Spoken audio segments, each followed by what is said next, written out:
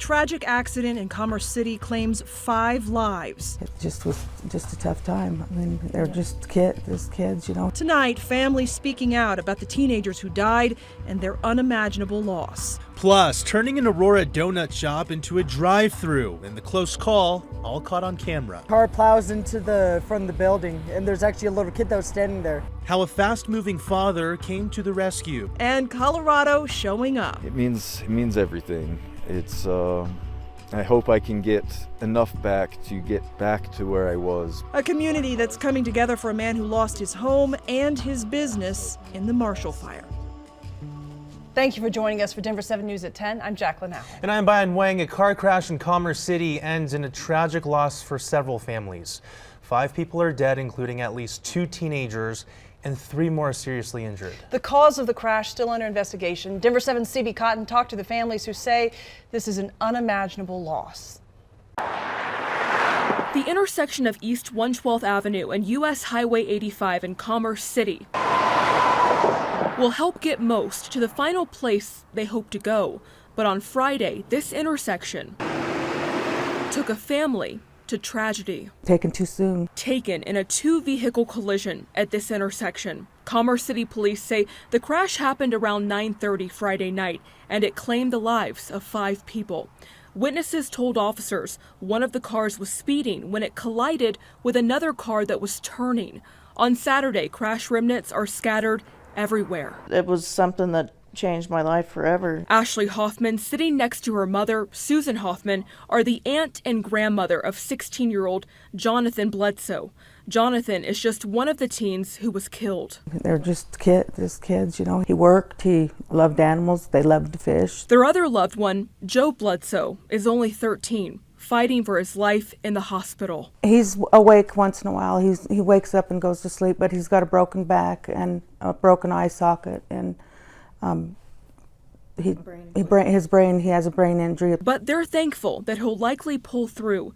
Meanwhile, the pair is also grieving for the other teens who died. When you have an unexpected death, you haven't planned for it at all. I mean, you can't really plan for death anyways. Police say they're investigating alcohol as a factor, and details on the identities of other victims haven't yet been shared. But this mom and daughter know financial support is needed for everyone involved. Just to help them out as much as I can, because I don't understand how she could function even normally after something like this would happen. So just to kind of take the weight off her shoulders. This family never thought they'd get to this place. But now that they're here, they also ask for your prayers. We just ask for your condolences and prayers, and like I said, anything is going to help. And we've spoken with family members of other teens who passed away in this tragic collision. They didn't want to share too many details about their loved ones for this report, but they did share GoFundMe pages. And we have links to all the fundraising pages we have at this time over on our website, thedenverchannel.com. Back to you. Thank you, CB. New tonight, massive explosions in Ukraine as the Russian assault intensifies. Take a look at this devastating video. The office of Ukrainian President Zelensky says Russian forces blew up a gas pipeline in Kharkiv just before 2 a.m. their time. The government warned that smoke from that huge explosion could cause an environmental catastrophe and advised people to cover their windows with damp cloth or gauze. Oh, that's just unimaginable. Meantime, the lights at the Denver City and County building shine blue and yellow tonight as the battle continues for control of Ukraine's capital, Kyiv. Governor Polis says Colorado stands with Ukraine and the lights will keep their colors for the next week.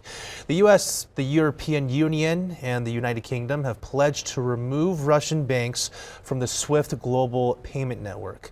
SWIFT is a service that facilitates global transactions among thousands of financial institutions. This comes as President Biden imposes sanctions against President Putin and authorizes an additional $350 million in security assistance to Ukraine. Some officials fear it's still not enough, as Russian President Vladimir Putin already has more than 50% of his total assembled power inside Ukraine. That's according to a senior U.S. defense official. And as the Russian army continues its advance, thousands of people, including a lot of women and children, are fleeing to neighboring countries, while many men are staying behind to fight. Now, families like Tanya's were woken up, told to grab what they could and hit the road. In the morning, I wake up and my dad say, Tanya, wake up. We want to go to Poland because in Ukraine, like, it's all. And we go.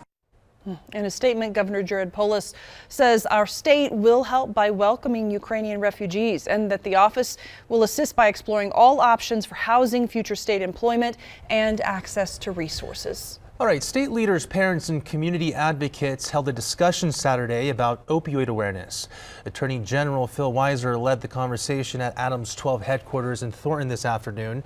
Among the audience were people with personal connections to the opioid crisis. Tracy Ritter lost her 25-year-old son Evan to an overdose in October 2018. Now her mission is to speak with other families struggling with substance abuse. He really does give me that energy and that fight that I don't think I would have had if, unfortunately, this hadn't happened. Weiser says he and his team plan to host more of these discussions throughout the state. Once those dates are set, we'll let you know. All right, the Colorado community continues to rally behind friends, family, and even complete strangers who lost everything in the Marshall Fire. Denver 7 spoke with one man who lost his herbal medicine business, but now he's one step closer to reviving his business thanks to the generosity from people he's never met. When the Marshall Fire hit, Adam Kucera lost what he called home, a bus he converted into a place to live. He also lost all his supplies for his apothecary business. Amanda Klenner found Adam's story on a Facebook group and happens to share a passion for herbal medicine herself, so she reached out to give Adam some of her own items. To lose everything you have in a situation that's completely outside of your control and just lose the ability to do your job is really difficult. And so I felt a lot of sympathy. That was the foundation of my business, was an apothecary. So having some apothecary supplies donated gives me something to start with again, because I lost my source of income. Adam also got help finding a temporary place to live while he gets back on his feet. If you'd like to donate to Adam's GoFundMe, we have a link with this story on our website, thedenverchannel.com. Time to make the donuts. Unless a car drives through the donut store, we've got some incredible video showing a father jumping to save his son's life and why it meant free donuts for the neighborhood. Plus, if you counted the Avs out of last night's game while they were down 3 goals, don't worry, many others did too, but we got you covered. Stay tuned for the remarkable comeback.